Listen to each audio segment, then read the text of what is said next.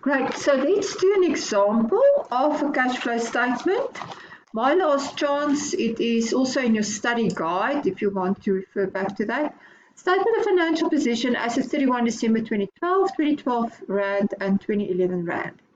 We had as non-current assets, lands, buildings at revalued amounts. So guys, that means that if there was a revaluation, we have to get rid of the revaluation. You can see clearly there, 240,000 last year, 280,000 this year. So immediately we're going to check where's our revaluation surplus. Here's our revaluation reserve, and you can see last year there was no balance, and this year there's a balance of 40,000. So what was our entry to get to the 40,000? We debited land and buildings, 240 with 40,000, and we credited the revaluation reserve or surplus. So clearly that movement that took place, that 40,000 Rand movement, came about as a result of the revaluation. There's no cash flow involved. Nowhere in that accounting entry did a bank pop up. I debited land and buildings, I credited the surplus, the revaluation surplus account. So therefore we can actually ignore that movement that took place there because that came about as a result of the revaluation surplus. Let's do that as well. There it is. Good. So plant and machinery at cost, there was quite a movement. So obviously we have to account for that. Accumulated depreciation on plant and machinery. Well, we have to account for non-cash flow items, which is this depreciation. So we have to adjust for that. This amount here is only the total of all of those. Current assets, inventory, trade and debtors, cash and cash equivalents. You can see that we have a positive balance this year of 70,400. We had an overdrawn balance at the end of last year, bank overdraft. So there was clearly an increase of cash and cash resources from a negative balance to a positive balance. Now, guys, before I carry on too far, what I want us to do is the cash flow statement. And then they want it according to the direct method. And they also want the reconciliation of profit before tax. So they want the note with the cash from operations as well. Good. Direct method is cash received from customers, cash paid to employees and suppliers. And that is our net cash from operations.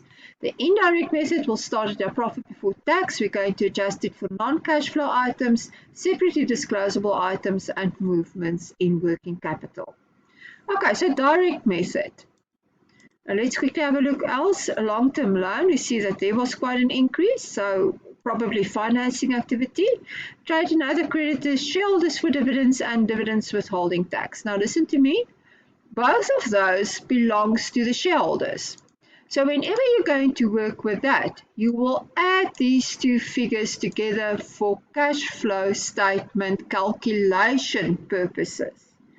So if I add the dividend withholding tax to the dividends, shareholders for dividends, I will probably get to the total dividend. And then the bank overdraft we've spoken about.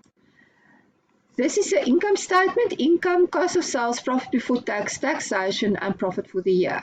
The following information was made available to you. Number one is all about the machine that was purchased and sold. Land and buildings were revalued to 280,000. They also tell you that, so we've already dealt with that. Included in trade and other creditors are amounts owed to SARS. Now, you know that we have to show the receiver of revenue tax paid separately. So if we go back to trade and other creditors, we want to take out the 10,000 Rand. Let's do that, minus 10,000 Rand, and that here equals SARS. And for the previous financial year, it was 14,400. So there we would like to say minus 14,400. So I have to take it out, and I'm going to work with working capital changes, which then will include trade and other creditors. So now we won't forget about that one. Interest paid during the year was 28,000 rand, separately disclosable item. And here, please note that it says interest paid and not interest expense. So interest paid is the one that we're interested in. Depreciation for the year was 21,600, and actually it was not necessary to give me this figure because I could have worked it out myself. Not necessary one off. Okay. Going to add here, could have calculated. Then we have dividends. Dividends were declared during the current year, and clearly you can see that there is no amount given. There's no adjustments that we have to make to our income statement. All we have to do is to actually use these figures that they gave us for the year. Now, if they don't tell us the dividends which was declared, then you go back to retained earnings, and you'll see there retained earnings at the beginning of the year was 200,000 rand. So let's going to put it here.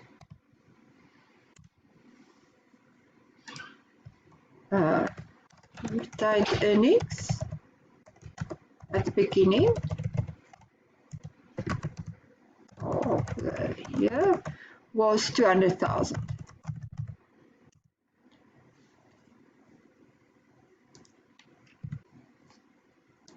What increases retained earnings? Profit after tax. So do we have that figure of profit after tax? Yes, we do. There's tax profit for the year, 80,000. So profit after tax was 80,000.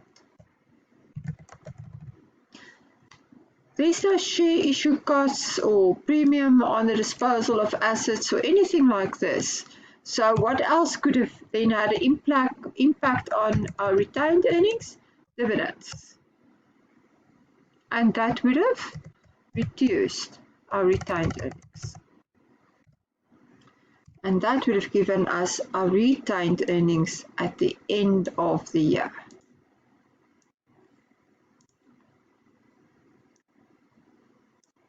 And that figure we also have. So if we go back here, our retained earnings at the end of the year equals 260,000.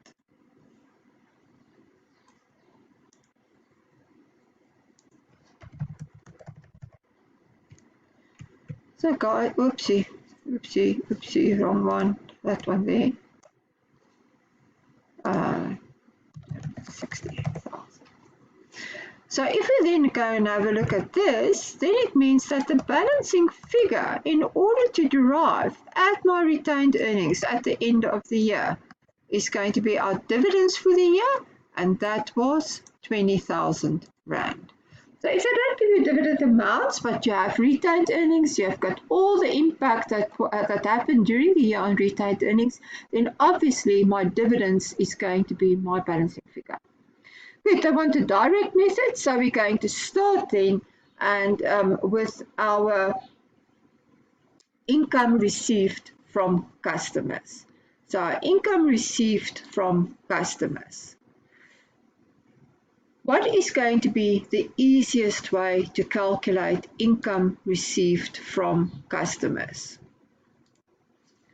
Guys, in this question, nothing happened to debtors. So then we start at our sales figure, our revenue figure. Income, 380,000 rand for the year. And then we're going to adjust it for the accrual concept. And where do we see the accrual concept pertaining to income or sales? That is our debtors account. In our statement of financial position, our opening balance of our trade and other receivables, 189,200, closing balance 216,000. So clearly there was an increase in our debtors for the current year. What does that mean? Is it an inflow of cash or outflow of cash? Guys, it's an outflow of cash because there are more amounts outstanding at the end of the year than what there was at the beginning of the year. So we actually granted them more finance for the current year. So therefore, it's a cash outflow. income, revenue, obviously cash inflow, therefore out of brackets. And then our trade debtors, the increase in the balance is a cash outflow, 26,800. So cash received from customers, 353,200. Before I show you where we park the figure, we could have done our T accounts. Now, like I say, it's only worth doing the T account if there was really something that happened in the T account. Like in this case, there wasn't. But then I would have reconstructed my T account, 189,200 opening balance. My credit sales for the year, 380,000. There was no credit losses or settlement discounts or anything like that. Balance at the end of the year was 216,000. So therefore our balancing figure is our bank figure. How much did we receive? 353,200, 353,200. So in our cash flow statement, cash received from customers, 353,200. Now, let's do our PPE stuff, because in our cash paid to suppliers and employees, we have to take all cash, non-cash flow items and separately disclosable items separately into consideration. So, where do we start with our cash paid to suppliers and employees? Now, let's start by reconstructing our PPE accounts. Afrikaans, English. Good, land and buildings we have done already. Land and buildings, they've said that for property, plant and for land and buildings, it was an opening balance and a closing balance, and the difference actually came about as a result of the revaluation. So I've just shown you how to reconstruct the account. It was not necessary to draw this T account for this purpose because we knew exactly immediately what the increase of 40,000 was all about, was about the revaluation. But if I had to reconstruct it, this is the way it should have looked like. The second one is our plant and machinery at cost. So our cost price, opening balance 348, closing balance 380,000.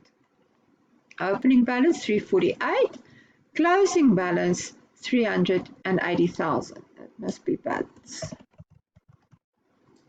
380,000. Then the same thing you're going to do for your accumulated depreciation. Opening balance 56,000, closing balance 70,000. So here you have to know what is debit and what is credit. 56,000 opening balance, closing balance there 70,000. Then in the first bullet point, they tell me that a new machine was bought during the financial year to replace an old one. But they don't give me the value of the new machine. So therefore, probably that's going to be a balancing figure in one or other account. The old machine was originally bought for 12,000 Rand and was sold for 3,200 Rand. At the date of the sale, the accumulated depreciation on the old machine was 7,600. So guys, what do? We have to take the cost price out of the books of 12,000, the accumulated depreciation out of the books of 7,600, and we're going to transfer that to asset disposal account. The asset disposal account in the cost price, at cost, take it out, take it to the asset disposal account. There's the asset disposal account, 12,000, and the accumulated depreciation of 7,600, we take it to the asset disposal account. How much did we receive for the asset? It was sold for 3,200 Rand. So that is the proceeds. Now we know that under investing activities, we have to show proceeds on the disposal of an asset. Whenever I'm asking you the cash flow statement, it is a very standard type of thing. So you know that the proceeds on the sale of non-current assets should be shown under investing activities. So let's have a look at investing activities. Let me just find it here. Cash flow from investing activities. Immediately you can go and dump the proceeds from the sale of machinery and the cash flow from investing activities, 3,200. It's a cash inflow, so therefore it is without any brackets or minus signs. Great.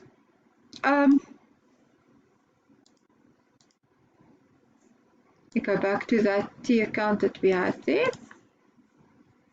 So now we can actually finish off these accounts. When we're going to balance off our asset disposal account, we will see clearly that we need a credit to balance it off. So we made a loss on the disposal of 1,200 Rand. If we're going to balance off our accumulated depreciation account, you will see that our balancing figure is 21,600 on the credit side. What do we post to accumulated depreciation? Only depreciation expenses, and what would we take out?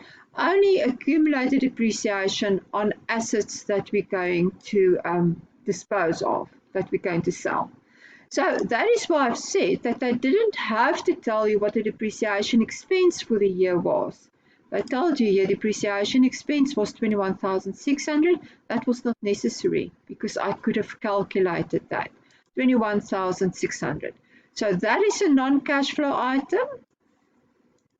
This is a non-cash flow item. That one we've already recorded. If we're going to balance off our plant and machinery at cost, we see that we actually need here on the debit side a balancing entry, and that balancing entry equals our new plant and machinery which we have purchased. The question only tells us that we have bought a new machine during the financial year to replace an old one. So they haven't told us the amount at all. So again, in our investing activities section, let me just find it. Investing activities, replacement of machinery and equipment, 44,000 Rand. There is a minus sign in front of it because that minus then indicates a cash outflow of 44,000 Rand. Good, now I'm back to cash paid to employees and suppliers, and our starting point for that calculation is profit before tax. Now I'm going to show you two methods of doing that. You can either have a T account, which is the illustrative profit and loss account, and in that account profit before tax will be put in on the debit side, because remember, where do I transfer it to? To the equity. So profit before tax there would have stood on the debit side 112,000 Rand. Alternatively, I could have done just a calculation, and my calculation would have started with profit before tax as well, 112,000 Rand. What do I account for in this account? Well, number one, I want to take out revenue because I've accounted for revenue when I did cash received from customers. So that sales figure, revenue 380,000, which I've already used, that 380,000, which I've used when I calculated cash received from customers, that I'm going to take out. 380,000, or if I've just done a calculation, there I'm going to take out revenue, 380,000. Then I have to take out of my account all separately disclosable items and items that does not represent the cash flow. Now we have already calculated two items that does not represent a cash flow. The first one was our depreciation for the year, 21,600, and the second one was our loss on the disposal of the asset of 1,200. Depreciation 21,600 is expense. It appears on the debit side of the profit and loss account. Loss on disposal was 1,200 Rand. Less items which do not represent cash flow. Depreciation 21,600. I have to add it back to my profit before tax. Why? Because initially it reduced profit before tax. If I want to eliminate that, I have to increase my profit before tax figure now. And the same thing applies to the loss on the disposal. It reduced my profit before tax. If I want to eliminate that, I have to add it back to profit before tax. Now, the other thing that I have to adjust this for is separately disclosable items. Now, in this question, if I go to my income statement, I cannot pick up anything there, but they tell us that interest paid during the year was 28,000 Rand. There's nothing further that I can pick up. So that 28,000 Rand was included already in my profit before tax figure, was the part of my profit before tax. So therefore, I want to show that on its own separate line. So I'm going to adjust this. I'm going to take it out of the interest paid 28,000 Rand. And if I only did the calculation, items separately disclosable items, interest expense 28,000 expense. So it reduced my profit before tax. So if I want to eliminate that, I have to add it back.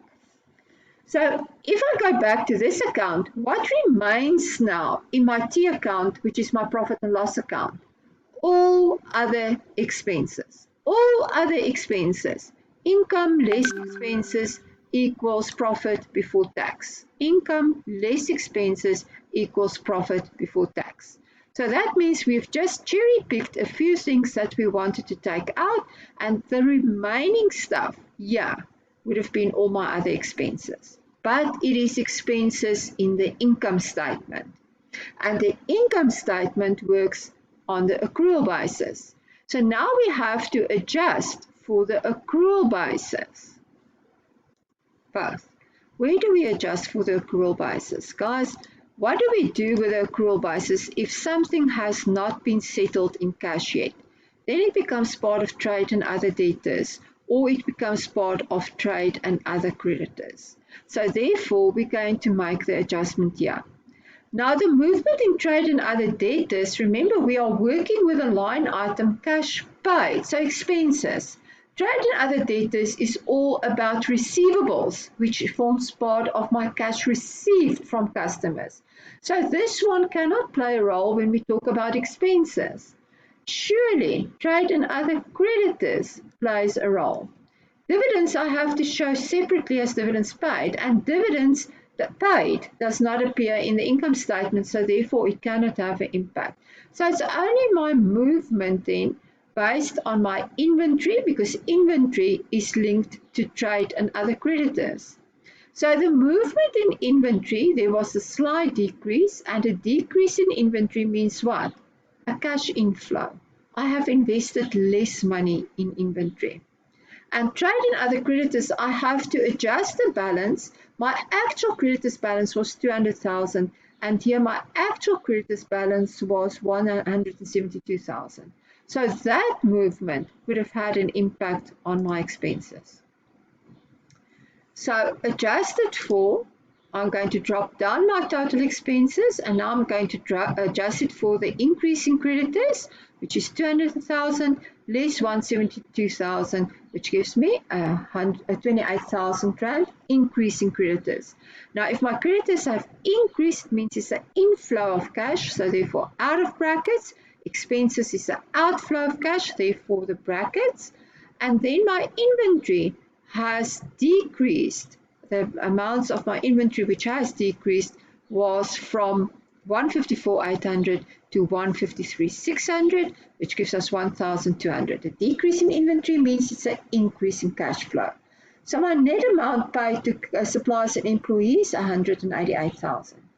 If I continue it with my calculation here, you see here, total expenses 217,200. Total expenses 217,200. Exactly the same answer, just a different way of putting it down. Here's again our adjustment for accruals, 28,000, decrease in inventory 1,200, so we end up with the same amount there of 188,000 Rand. So now I can go and plot it in my cash flow statement, cash flow from operating activities, cash paid to suppliers and employees, 188,000. The difference between those two being our cash generated out of operations. And that then gives us 165,200 Rand. Now, we have to reconcile our net profit before tax.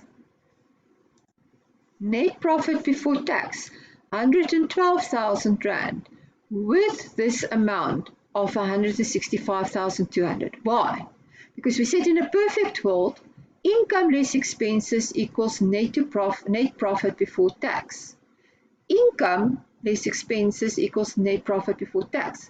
Why is there then a difference when we convert the income figure to a cash figure and convert the expenses figure to a cash figure, i.e. a converted net profit before tax figure? What caused the differences between that 165,200 and this 112,000 rand. And we said, well, okay, we have to write a reconciliation note. The first thing that's going to have an impact is non-cash flow items included in the income statement. Non-cash flow items like depreciation increased my expenses and decreased my profit before tax. But it had no impact on my bank account because it is not a cash flow item. So let's have a look at our reconciliation. Yeah, reconciliation of profit before tax, the 112,000, with cash generated from operations, the 165,200. That 165,200. And we say the first thing is going to be non-cash flow items. Depreciation, now we know what the depreciation is because we've just used it. It was 21,600 and the other one was a loss on the disposal of the asset of 1,200. We know that we have taken out certain separately disclosable items like interest paid, and interest paid was included in my income statement in the profit before tax. That 112,000 included finance cost. So because we're going to show that separately on the cash flow statement under the line of 165,200, we do not show it above that line. We drop it down here to interest paid, 28,000. So therefore it has not yet been included in that amount. So if I want to know why that amount is different from the 112,000, I have to, that 112,000 there, I have to make the adjustment here. So interest item shown separately on the statement, that's the cash flow statement, interest paid 28,000. What did the interest paid done to your profit before tax? It made it less. So if I want to eliminate it, I have to add it back. Now the last thing, which was definitely not included in my profit before tax, in my income statement, would have been my working capital changes. But we took the working capital changes into consideration when we worked out cash paid to suppliers and employees. We did it there, and we did it according to this method as well. So obviously, we have to take that into consideration.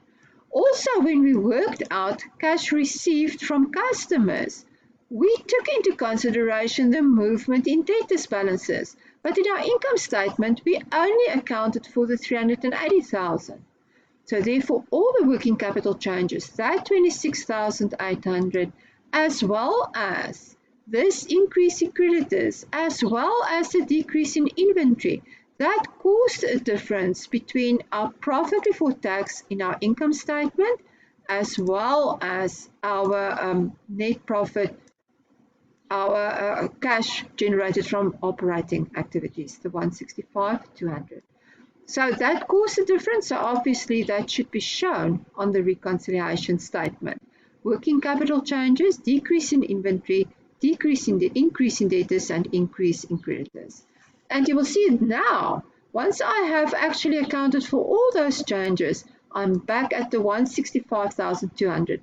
So I've told the reader of the financial statement why the income statement profit before tax of 112,000 is different from our cash flow statement, cash from operations, cash generated out of operating activities, 165,200. Great. Now we can show the separately disclosable items. There is no interest received, but there was interest paid. Paid is a cash outflow, therefore the minus sign of 28,000. You could have used brackets as well. The next one is dividends. Dividends, there was no dividends received, so dividends paid. We have worked out here what was the total dividend which was declared. Total dividend declared was 20,000 Rand. Now, we have to go and reconstruct the shareholders for dividends account. There were no opening balances. Shareholders for dividends, we say we have to add these two figures together. Why? Because both of them belongs to the shareholder. That both of them actually represents the total dividend. Remember when we declared a dividend, what did we do? Let's assume all the shareholders were natural persons. 80% went to shareholders for dividend of the dividend paid, and 20% went to SARS. But I had to add the two together to come back to total dividend paid. So there the closing balance is 20,000. And how much was the dividend which was declared for the year? There we've worked it out, also 20,000 Rand. So we want to do our shareholders for dividends account, do the T account. Opening balance was 0. Closing balance was the 17,000 plus the 3,000, which equals 20,000. We have taken our dividend declared to retained income of 20,000.